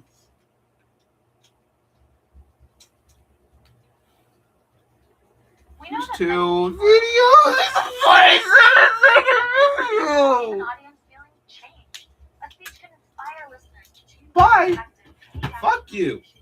This speaker here Anyway, smile. I have one more class to do, and that's the financial aid class with Mrs. Schaller. Good speeches powerful. Which devices do you recall that speakers can use to present ideas and create a lasting impression? We specifically examined word choice, Schaller. connotation, and deep Schaller. That's her name, Schaller. Mrs. Schaller. I don't know what kind of last name that is. Central idea, summarizing key details of a speech to help us remember the author's message. Now let's My review ear the just rules of popped. this lesson. No. All right, let's wrap up for today. Our focus was Yeah, let's how wrap the up. speaker Good. used rhetorical Just really wanna techniques to die convey right ideas now. to an audience. To do this, to answer this question, I've we read a since lesson my in birth. Break my leg, hurt me bad, make me cry. I'm so sad. also analyze the rhetorical Break my leg, hurt me bad, make me cry. I'm so sad. I know, you know, I'm fucked. I'm so fucked up. I know, you know, I'm fucked. I'm Damn. I'm lost. Oh well, I'm lost. I'm so lost. I'm a lot lost. of happy people. I'm lost. You see a I'm lost. diverse group of I friends need smiling and help. happy at I'm the time, right? done with Why is you. diversity You such whore. an important Fuck lesson? you. How I'm can we learn done from friends with with you. different backgrounds? You whore. Why is it Fuck important to you. try and learn about people with different I'm backgrounds? not. Why is it Okay. important to Please develop help. these Today. Where is the I'm group of not. puppies that must be Okay. just off camera? Please help. Smile. Today. I don't really want to go right now. I just really want to die right now. Nothing for me on this earth. I've been fucked up since my birth. Break my leg, hurt me bad, make me cry. I'm so sad. Celebrate our similarities across Jamie.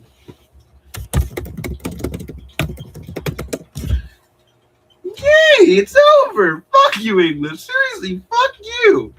You've done way too much on me today. And I'm not doing your quiz. I have 100%. There's two things, introduction and summary. Organizing your Why did you put this right? finances and creating a budget is an important part of reaching your financial goals.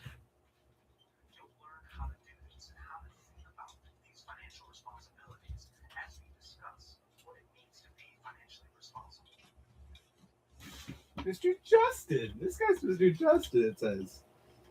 Mr. Josh Justin. Let's take a look at Jacob's situation and see if we can help him track his finances. Jacob has finished school and moved into his own apartment. What an idiot. Creating a budget to track his income and expenses. What must Jacob know about each expense to make sure he has enough money to pay his bills? Let's take a look at the bills he owes, how much they are, and the due dates. Well, the rent is $525. That's horrible. It is the first month. The utilities are $40 a month, and they're due on the 15th. The cell phone is $63.99, and the bill is due on the 21st. The internet bill is $32.50, and it's due on the 4th. Now let's take a look at bill payment options that Jacob has. So for rent, he must submit cash or check on the first of every month. However, for utilities, he has several payment options. Utilities come in an envelope, and you can make the payment by mail, by phone, by online, with card, or even automatic withdrawal. And we'll take a look at each of these options. Let's talk about mail first. It's pretty inconvenient. You have to get a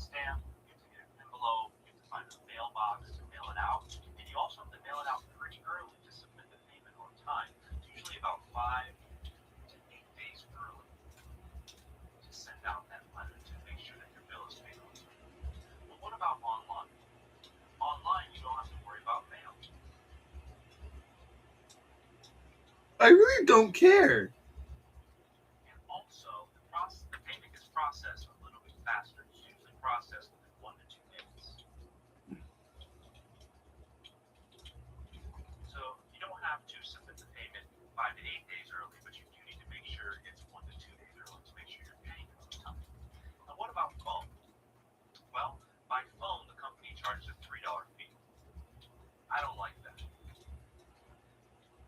You're paying more than you owe, so if your bill for utilities is $40, you're going to end up paying $43 for the convenience of paying by phone. But you do get to pay it immediately.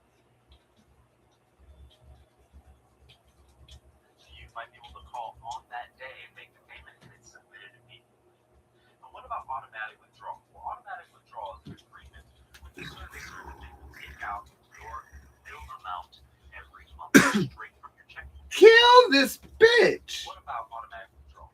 Are there benefits to it? Absolutely. These looks like Jonan Vasquez. A 50-cent discount if you sign up for automatic withdrawal. Also, you're guaranteed to submit on time because they're taking the money out on the due date. Who's Barbara? One thing you have to remember, however, is that you have enough money in the account to cover the bill when they come to take the money. Unknowing to make sure enough money is in the account and budgeting to make sure you're not spending more than you earn is extremely important in reaching your financial goals.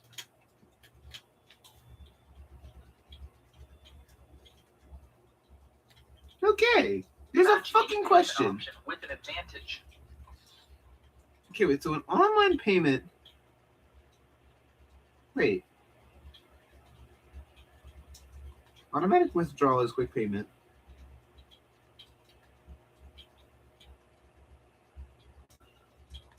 This? Right? Think about which Those are all options wrong. Holy best shit. help to make sure a bill is paid on time.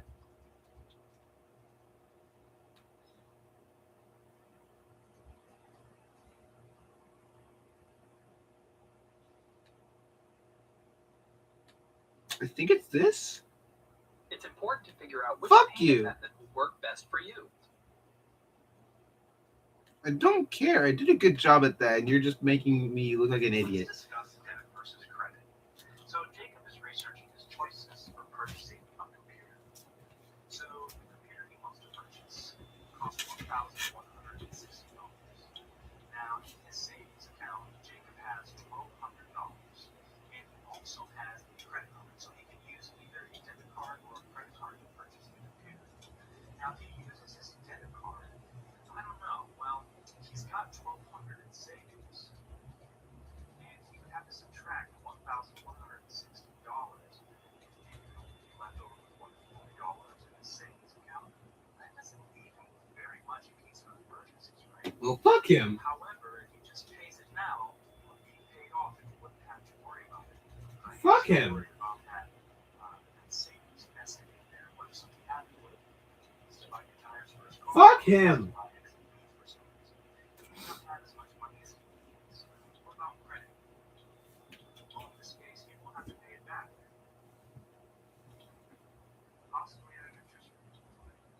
So credit has interest, and debit's just the actual thing. Not great. However, if he does buy the computer with a credit card, pays it back on time, makes the monthly payments, he could better his credit history.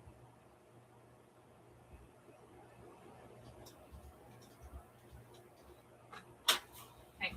By bettering his credit history in the Buddy. future,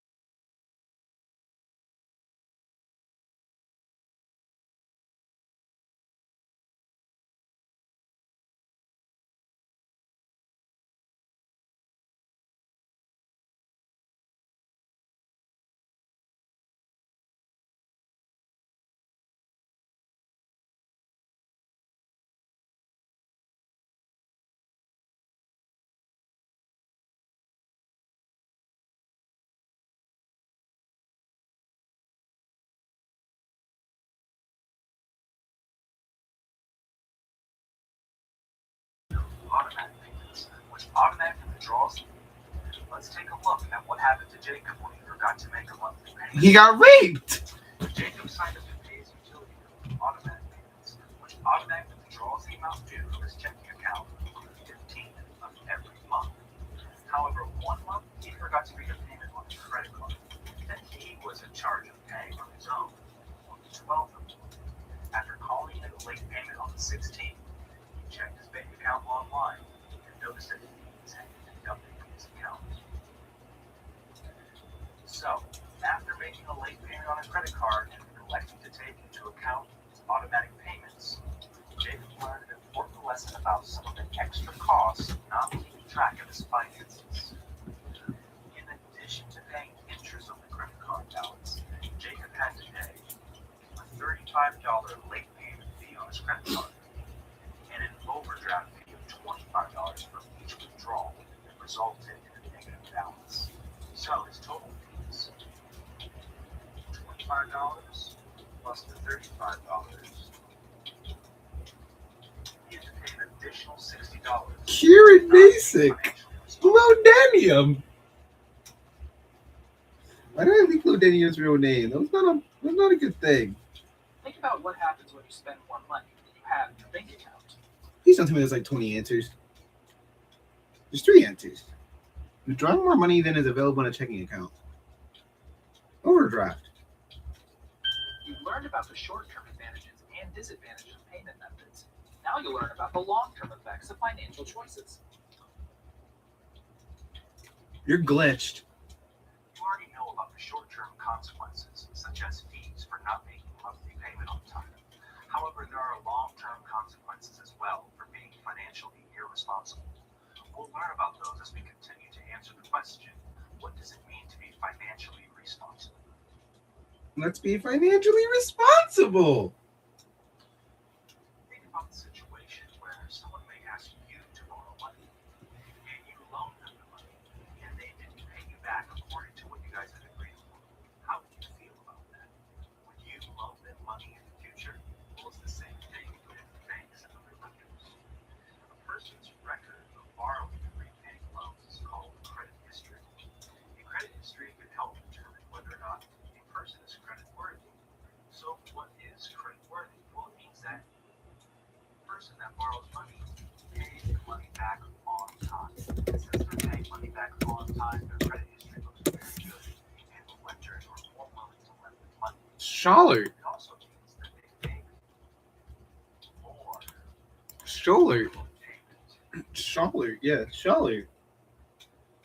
Remember, especially in the case of maybe credit cards, when you owe more than minimum payment, you want to carry that balance and accrue interest and end up owing more than you initially borrowed.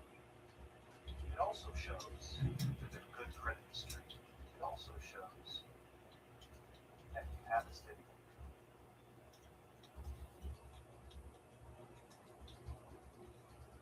with a steady income. Lenders are more willing to let you borrow money. Let's talk about the benefits of good choices. So some purchases made with credit aren't good investments, right? I mean, you can get a loan and go blow it on shoes or something. But some of these things that you buy with borrowed money are actually investments, like education, even buying a home. Okay? So good credit history has its benefits. You will be able to get loans to go to college, loans to buy a home. Also, you'll get lower interest rates on these loans.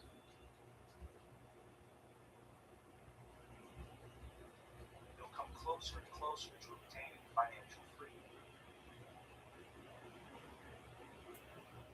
And you'll qualify for more loans. As you can see, credit is not a bad thing. We sometimes need credit to make purchases that we don't have the cash on hand for, and some of these purchases can be very good investments. But it is important that when you borrow money, that you pay back the lender according to the agreement that you guys came to in order to maintain good credit history. Good credit history. Got it. Which would not be be a good decision. Frequently spending more money than is earned. Excuse me? It's never a good idea to spend more than you can afford.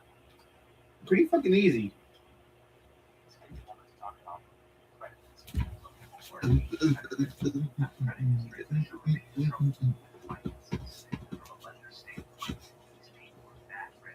Because they might not pay back loans in a timely manner. So, what are some unwise financial choices? To fuck each other. Bad choices and not being financially responsible, such as making late payments or missing payments, make you seem to be a creditor. So, late and missed payments.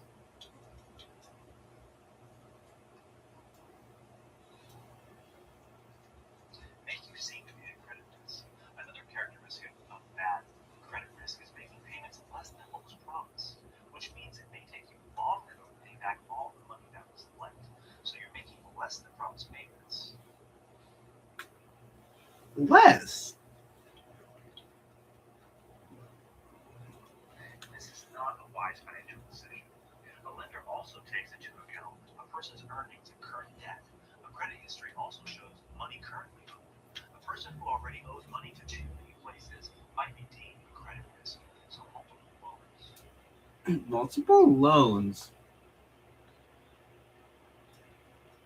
are not a good financial decision. That's crazy. I figured that was the case. Illnesses, job loss, or Mental illness. credit history negative.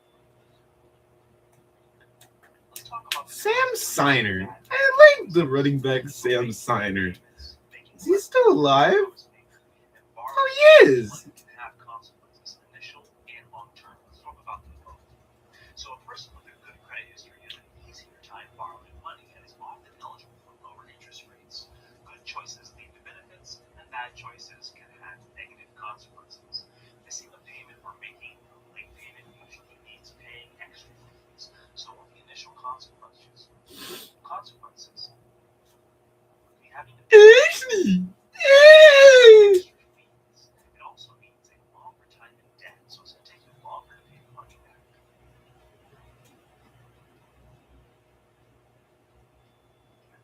Now, a record of late, missing, or incomplete payments also needs to be labeled a credit risk for future loans. Under long-term consequences, write it labeled credit risk. You know what that means? That means that you're going to have a harder time. The long-term consequences are credit risk. An initial consequence is an extra fee or longer time in debt.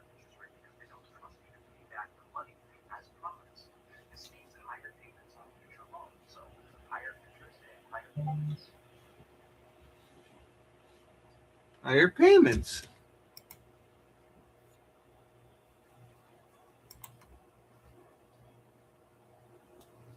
Indebtedness is the opposite of financial freedom.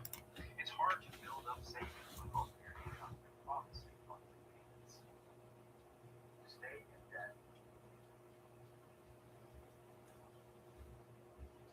That causes you not to be able to save as much money.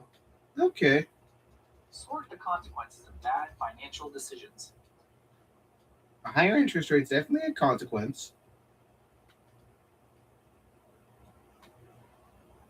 Oh, no. A long-term consequence is a higher payment on a future loan. Oh my god, go away!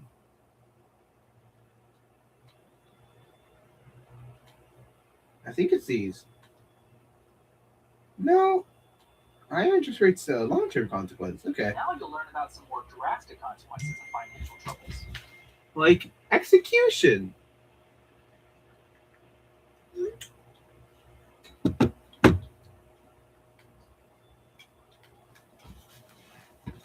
been discussing the consequences of not paying back borrowed money per the credit agreement. In this case, people who borrow and promise to pay back more money than they earn eventually face financial troubles. And one of these troubles is wage garnishment. In this case, you owe money that you're not paying back, and the lender can actually, in some cases, legally garnish the wages from you, take the wages from you. People also face something called bankruptcy, which is just a legal agreement that relieves you of having to pay back debts that you owe. Now, this can stand your credit for up to 10 risk to many lenders. No. Now, one way to get help is to contact a consumer credit counseling service, and they can help you get back on track to meeting all your financial goals. A consumer credit counseling service. Identify choices Henry should make to avoid Henry negative consequences. Jones. Paying his rent and making minimum payments on loans and credit cards. What should he consider? Probably a budget. No. Definitely a consumer credit counseling service, that's for sure. The I sooner got he it! makes changes, the better. Otherwise, he'll just fall more behind. Yeah, Henry, you dumbass. You better not fall behind. You better actually do fucking good at your fucking job or some bullshit, whatever the fuck you do. I have one more thing to do, and it's a summary quiz. Fuck. We've been answering the lesson question. What does it mean to be financially responsible?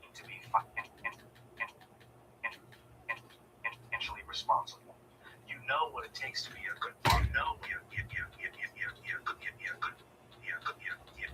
good borrower.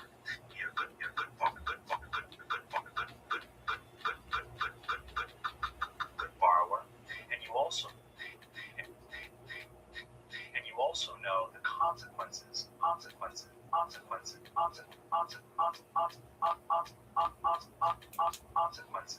that you may have to deal with by not paying back borrowed money on time. Let's take a look at the lesson goals. No. In our discussion, we understood the meaning. We understood the meaning and costs of financial responsibility. We identified the I don't advantages and care! different payment methods. We explained how You're fucking summarizing everything that I already learned. I don't care. I don't care. I don't care. I don't care.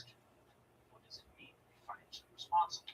To fuck yourself. Financially responsible means knowing how much money is coming in. And how much you're gonna fuck yourself when you're done talking. On time and spending less than you earn. Holy shit, shut up! Shut up! Shut up! Shut up! We talked about making payments with debit Debit! Debit! We're gonna hit the deb! What the fuck? checks. Now we're gonna debit! In some cases, Debit! payments. Deb!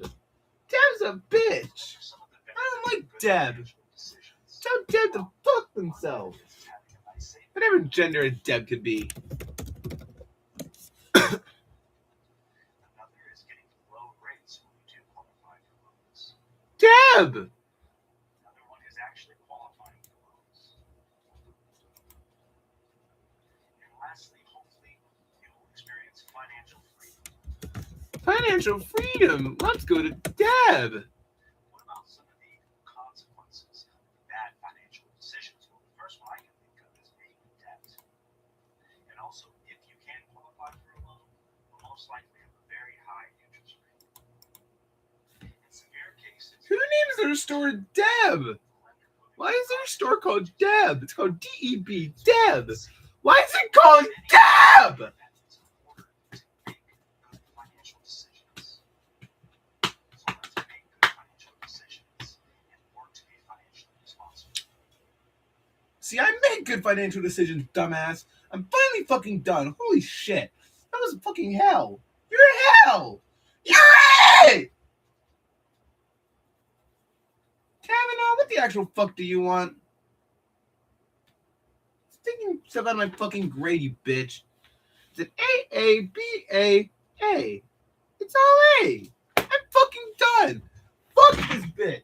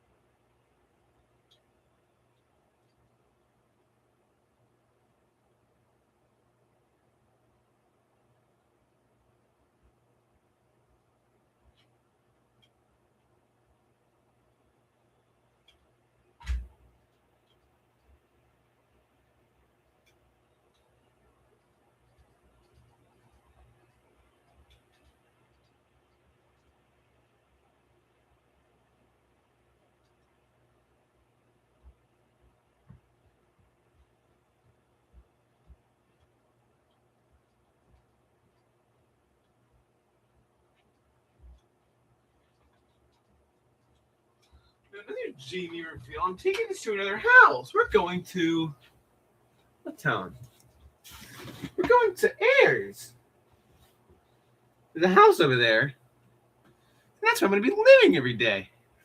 Well, kinda.